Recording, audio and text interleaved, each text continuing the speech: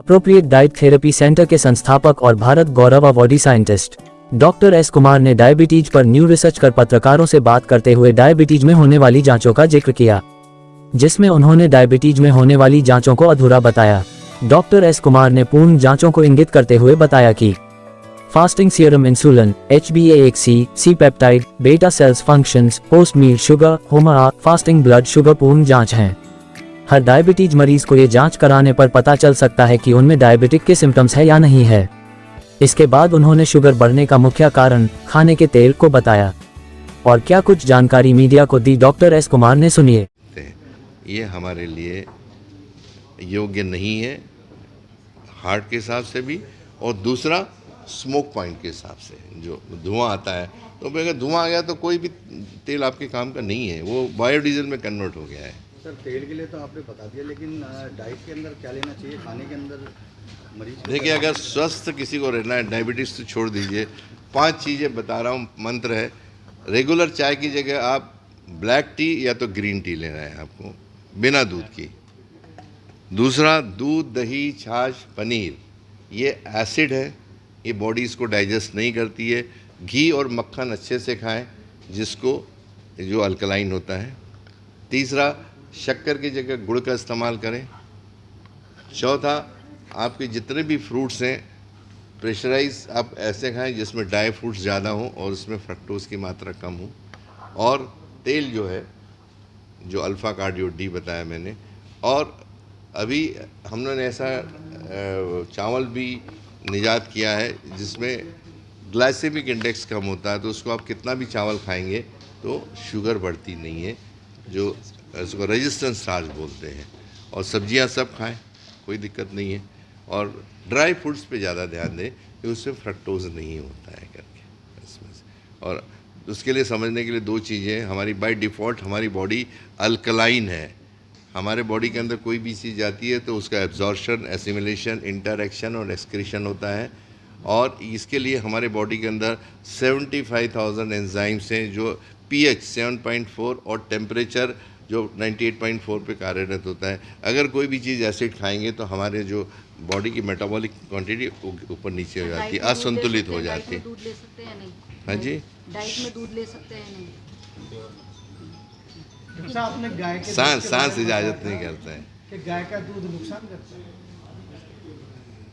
गाय का दूध, इसको समझने के लिए मुझे 2 मिनट दीजिए, चलेगा? बोर तो नहीं हो रहे?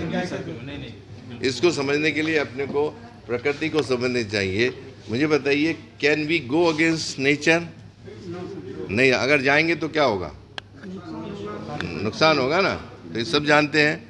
तो जितने इस पृथ्वी पे प्राणियों ने जन्म लिया, उसको साइंस ने क्लासीफाई किया, reptile, non reptile, vertebra, non vertebra, उड़ने वाले, रेंगने वाले, हड्डी वाले, बिना हड्डी वाले, और जिनको स्तन होता है वी कॉल इट मैमल्स, स्तनधारी। और साइंस के हिसाब से हमारे पास 4700 स्तनधारी इस पृथ्वी पे है। हम गाय, भैंस, बकरी सिर्फ इन्हीं को जानते हैं। आपको मालूम है जो व्हेल मछली होती है वो अपने बच्चों को दूध पिलाती है, वो उसको स्तनधारी कहते हैं। चमगादड़, डरते हैं हम लोग, लेकिन वो भी बच्चों को दूध पिलाती है। तो हम एक ही कैटेगरी में सब लोग आते हैं, स्तनधारी, we call it as a mammals. अब एक सवाल आपसे ही पूछना चाहूँगा, क्या आपने इस पृथ्वी पर ऐसा कौन सा स्तनधारी देखा जो दूसरे स्तनधारी का दूध पीते हुए पाया जाता है? गाय का बेटा भैंस का दूध पी रहा है, भैंस का बेटा बकरी का दूध पी रहा है? नहीं, कौन है फिर? हैं? इंसान। ये प्रकृति के विरुद्ध है, और आपने पहले ही कर लिया कि अगर प्रकृति के विरुद्ध जाते हैं तो हमें दिक्कत होगी। दूसरा, ऐसा कौन सा स्तनधारी आपने इस पृथ्वी पे देखा है जो बड़ा होकर जिंदगी भर दूध पीते हुए पाया जाता है सिवाय इंसान के? So what is the concept of a milk?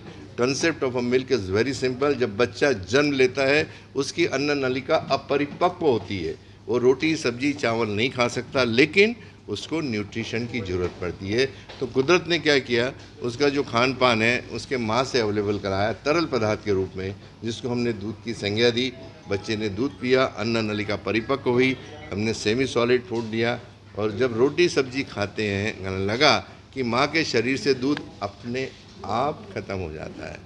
माँ को कब आता है फिर? जब दूसरी बार प्रेग्नेंट रहती है। तो जब हमें दांत आ गए तो दूध की जरूरत क्या है दोस्तों, रोटी सब्जी खाने के बाद।